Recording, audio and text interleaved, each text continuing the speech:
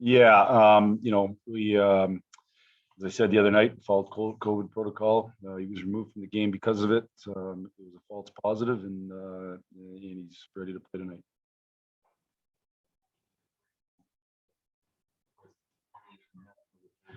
Yeah, it's frustrating, but at the end of the day, we're all kind of going through different. By we all, probably everybody in life is going through different things that can be frustrating, and with COVID, and it's just the reality of it. So you got to deal with it. Would I love if he wasn't pulled and finished the third? Absolutely. Am I glad that he doesn't have COVID from a health concern? Absolutely. Am I glad he's available tonight? For sure.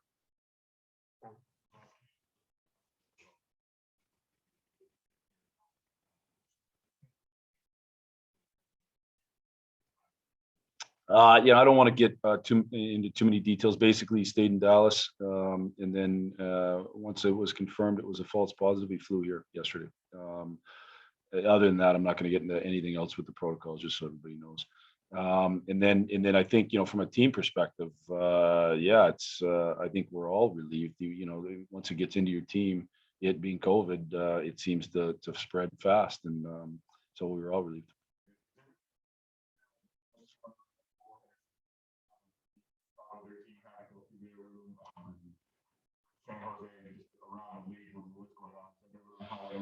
Yeah, yeah, I would say we're probably like a lot of people in the world, really. I think we all have a little COVID fatigue, and we wish that would go away, but COVID doesn't seem to have fatigue, and so we better make sure that we're vigilant.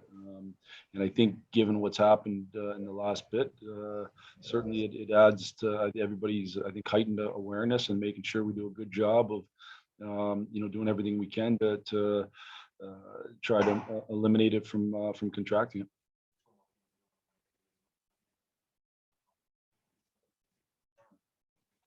Uh, well, I heard him give Mickey some props on that, so he definitely didn't learn that from me. I don't. I think that's a little bit of situational, and anything in a small sample size, is so. That's. I just think that's what was available.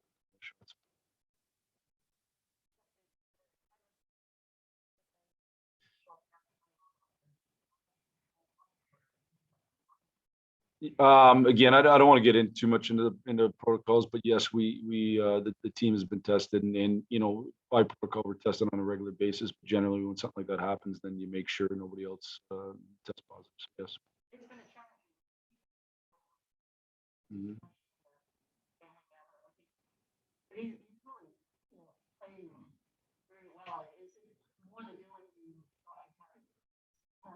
Yeah, yeah, yeah.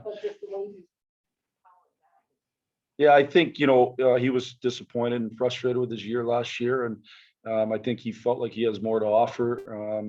And I think he's played really good this year when he's played, and it's been not been easy. It's been a lot of stops and starts in terms of the games he's been in and the games he hasn't been able to play, and those types of things. So I think he's done a really good job of staying focused on what he can control, and that's his effort level, that's his output in games. He's done a good job.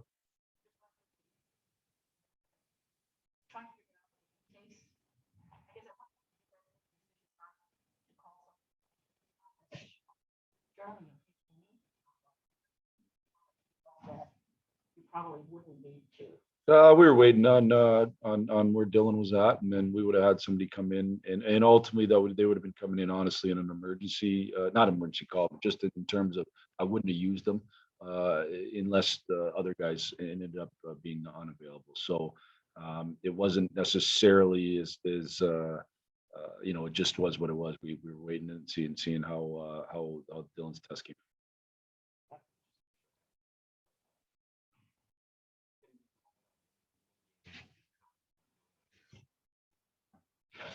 So most teams, so we're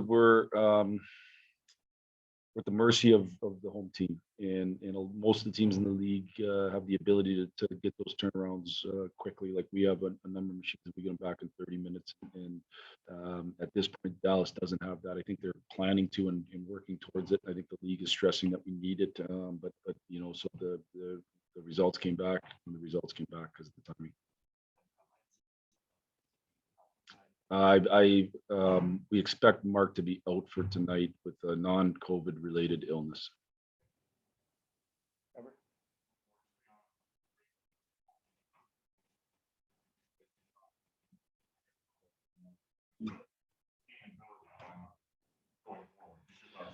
Well, there's not many guys in the league that are score a point a game throughout the season like that. That doesn't. I think if you go to the leading scorers in the league every year, there's not very many. So, can he sustain that? I don't know that answer. He'll get a chance to prove it every night. I just know it's really, really difficult. I'm not going to judge Lucas on just pure points and whether he sustains that level of points. I'm going to judge him on his complete game and if he's helping us win hockey games. And I would say game in and game out this year, he's done a good job of helping us win hockey games at both sides of the puck, and we'll continue to judge him that way.